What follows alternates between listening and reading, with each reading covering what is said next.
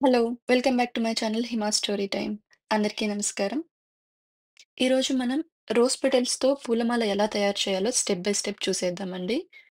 నార్మల్‌గా మనకు ఏదైనా ఫెస్టివల్స్‌కి, పూజలకి, పెళ్ళిళ్ళకి సింపుల్‌గా పూలమాల కావాలంటే మనం ఇంట్లోనే ఈ విధంగా తయారు చేసుకోవచ్చు.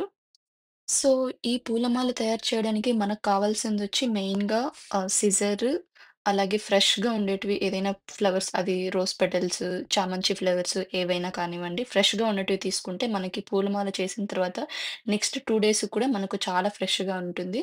సో, అండ్ నీడిల్ కూడా ఉండాలండి మనకి. నీడిల్ కూడా కావాలి. యాక్చువల్‌గా నేను 2 పూలమాలలైతే చేసేసానండి. ఇంకొక లాస్ట్ వన్ చేయాలి.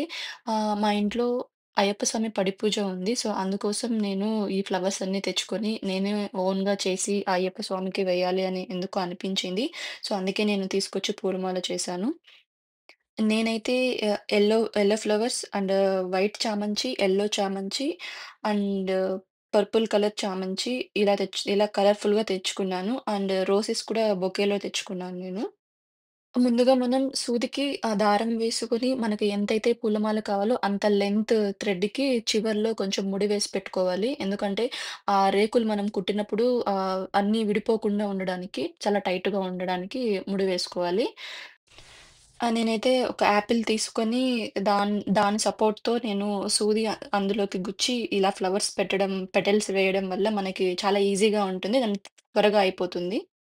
సో, ఫస్ట్ అయితే అన్ని ఫ్లవర్స్ వీడియోలో చూపించిన విధంగా కొంచెం కాడ అనేది పెట్టి మనం కట్ చేసుకోవాలండి. ఎందుకంటే మనం పూలమాల ఎటు చూసినా మనకు గ్యాప్ లేకుండా ఈ ఫ్లవర్స్‌తో మనము ఫిల్ చేయాలి. సో, అప్పుడే మనకు పూలమాల చూడ్డానికి చాలా అందంగా కనిపిస్తుంది. సో, నేను ఫస్ట్ ఈ థర్డ్ పూలమాలకొచ్చి యెల్లో ఫ్లవర్స్ స్టార్టింగ్ వేశాను.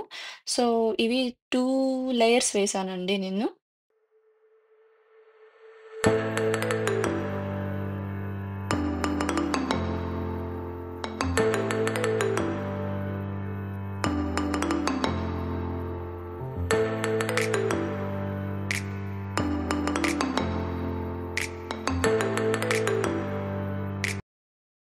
సో, ఈ విధంగా నేను 2 లేయర్స్ అయితే వేశానండి. సేమ్ ఇదే విధంగా మనం ఇంకొక లేయర్ అనేది వేయాలి. సో, నెక్స్ట్ సేమ్ మనం యెల్లో ఫ్లవర్స్ ఎలా అయితే వేసామో సేమ్ ఈ వైట్ చామంతి కూడా సేమ్ అదే విధంగా 2 లేయర్స్ వేశాను నేను.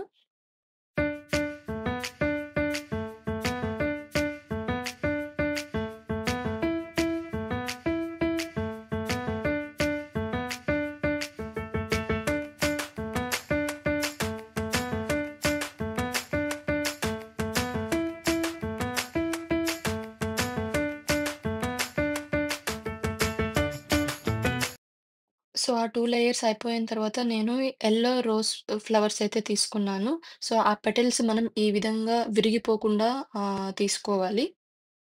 సో, ఈ రోజ్ పెటల్స్‌ని వన్ బై వన్ నేను వీడియోలో చూపించిన విధంగా రోల్ చేసి సూదికి నేను ఏ విధంగా అయితే గుచ్చానో అలా చేయాలండి. చూడండి ఒకసారి మీరు చూసినట్లయితే ఇటు సైడ్ నుంచి, అటు సైడ్ నుంచి మధ్యలోకి ప్రెస్ చేసి సో, మనము రౌండ్‌గా అనేది పెట్టాలి. పూలమాలకు ఎక్కడ గ్యాప్ రాకుండా పెట్టాలి.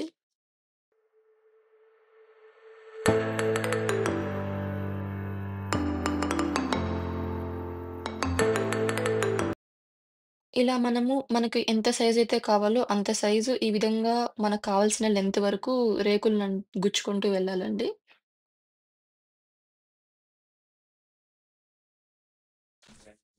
ఇక్కడ నేను రోజ్ లీవ్స్ అయితే యూజ్ చేస్తున్నానండి. ఎందుకంటే నాకు తులసి లీవ్స్ దొరకలేదు. సో, యూజువల్‌గా అయితే పూలమాలల్లో తులసి లీవ్స్ వేస్తారు. సో, మీరు తులసి లీవ్స్ అనేది యూజ్ చేసుకోవచ్చు ఇన్‌స్టెడ్ ఆఫ్ దిస్.